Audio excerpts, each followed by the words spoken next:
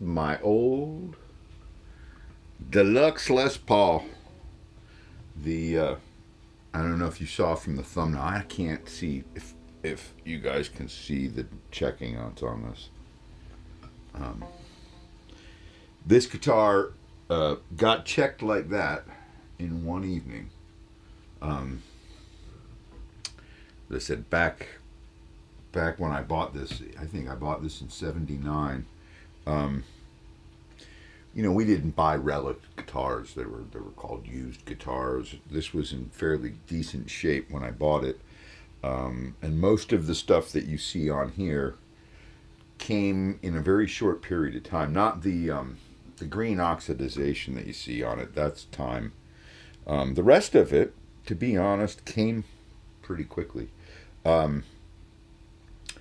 Gigging in the Northeast, specifically in the 80s, that's a tough place to gig. And a lot of time, your stuff's going into a trailer, back of a truck, back of a car. It's hot stage. Back then we used, there was PAR 64 lamps, which are the big lights.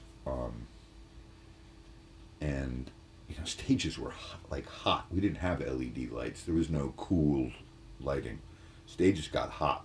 And so in the wintertime, that meant really coming off like a hot stage, 100-degree stage possibly,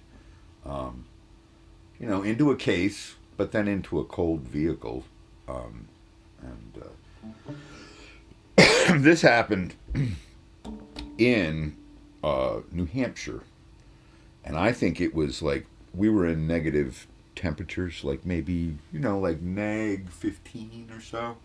And I came off of a hot stage. This went into a case into the back of a Ryder truck. And I unfortunately jumped in with it with what I was wearing for the gig, which was like a pair of leather pants, a white button-down shirt, and I think like a black, light sport coat. Not good for 15-degree weather. Anyway, one of the reasons I'm making this video is because I posted a picture of this guitar on Instagram, and I just kind of started this whole social media thing at 62. And within a very short period of time, a gentleman, his name is Evan, he is the gentleman that first, he fixed a brake on the back of the headstock in the mid-'80s. And he was the gentleman with me in the truck the night that all this checking occurred. I can't tell whether you can see it. So he was in the truck with me. It got it was like a rental Ryder truck, and it started to overheat. It the thermostat was stuck. We had no tools, and he beat the shit out of that thing out there with I think the end of a wrench, trying to get it just to pop open, and it just wouldn't pop open. Now, this is before cell phones, no calling people. And we were on a stretch of road. I swear it had to be where we were. You probably had to walk 8 miles in each direction to get to freaking anything. There was no roads coming off of it. We were like in a forested area. So there was no getting out of the truck and walking, especially for me, the way I was dressed. And so we just sat in that truck and we waited and we waited. And the rest of the band had gone ahead. They did not kind of do the hang with the truck thing. They went ahead, and when they all got back and they waited around for a while and realized we weren't following, one of the guys backtracked. So they picked us up, and I believe I grabbed my guitar. There's 2 of them, I believe, and brought them with me, and got back to the hotel. Following day, we dealt with the truck, crap. Got another truck and drove home. And when I opened up the case, all of that checking had occurred from just about I would say about 4 hours, maybe 5 hours that it spent in that sub-freezing temperature after being warm. I think that had a lot to do with it, and I think that's how the Murphy folks at Gibson do the tops. And I don't really make fun of people for the whole doing the relicing thing. It's just coming from someone back then when you were a young guy and we gigged, and you do 4 nights a week. Shit happens. Your guitars start to show signs of hardship when you play them, like 4 hours a night in clubs. But man, and I swear to God, this guitar, I don't know why, I got away from using humbucker guitars. I got into Telecasters. I have that ES330, and that's got these wonderful P90s. And then I got into the P90 sound with, I have an SG Junior and Tellys and Strats. And, a lot of it, I think, is because, when you start recording and you're stacking stuff, when you stack a bunch of single coil stuff, it all kind of, it gets a fuller sound. And at least with this guitar, I don't know if it's because the pickups are just the wrong ones. On a recording, it's kind of compressed and flatter sounding. But I noticed just when I was playing it today in the room, it sounds freaking cool. You give it a little bit of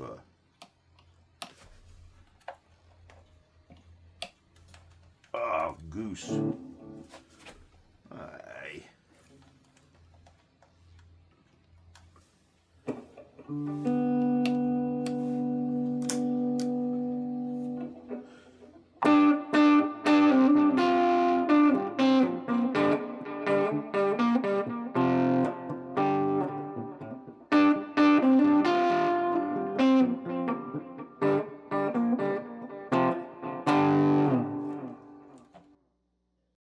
There we go.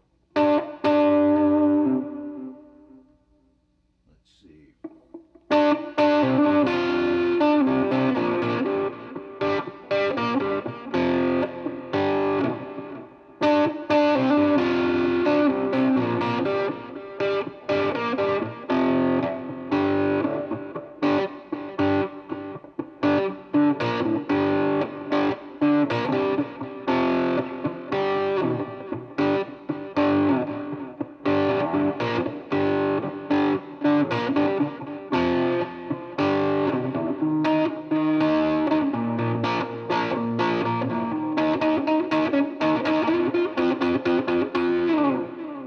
Yeah, there you go. Oh, I've got the echo plexus on too. That's the real tape echo. But yeah, this is the Les Paul that I grew up with. I know it's a deluxe, so it's the Norlin pancake body. This is not the sexy Les Paul, but I have no problem using this, and it feels great after that many years. That's it.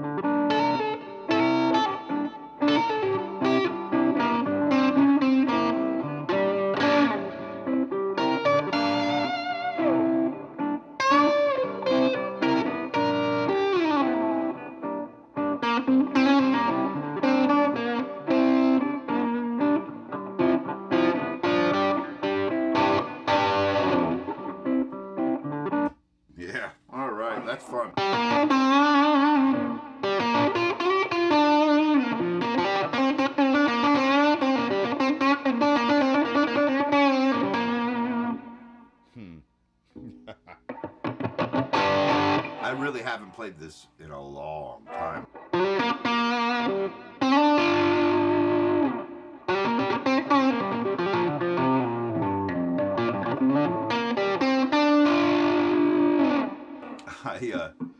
I bought this after a summer of helping another guy, and I cleaned out a person's low-lying brushy area so that they could flood it and make it a pond. Anyway, that's how I bought this guitar. From Bill's Music in Old Saybrook, Connecticut. And I think it was $375. And that's what Les Pauls cost, like, used back then. This is like 1978. And I gigged this guitar hard for years. I mean hard. And it still's got it, man. I didn't really have to do anything. It had some strings I must have put on, oh geez, years ago. And I tuned it up, and it's intonated fairly good. And that was fun. And it was so fun. I got to talk to Evan. We hadn't talked almost since that, shortly after we spent the night in the truck waiting to be picked up while this top cracked. Just to finish. There's no problem with it. But that was an interesting event to hear and talk to somebody after not talking to them after that long. And so he remembers the time a different way than I do, and to be able to get together and kind of see how we remembered things and what was going on, and the things that we can kind of remember, and the stuff that kind of drifts away on both of our parts. But it was fun, and it was great getting reacquainted with this guitar. The little bit in the beginning that what is it, Old Lang Syne little bit thing. I don't know if you guys know Guthrie Trapp, but he has a song called Commodity, and I was trying to learn that, and that kind of poked up, but it's his thing is.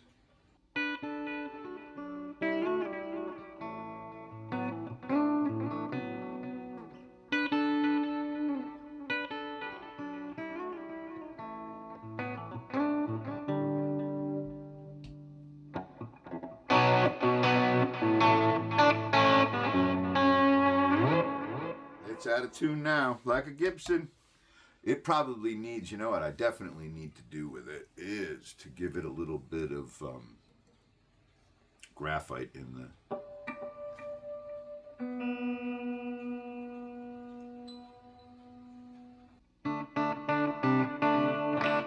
Anyway, I want to work on this a little bit and get this into shape. And sorry to be gone for so long. I'll try to make it a little bit more daily than monthly.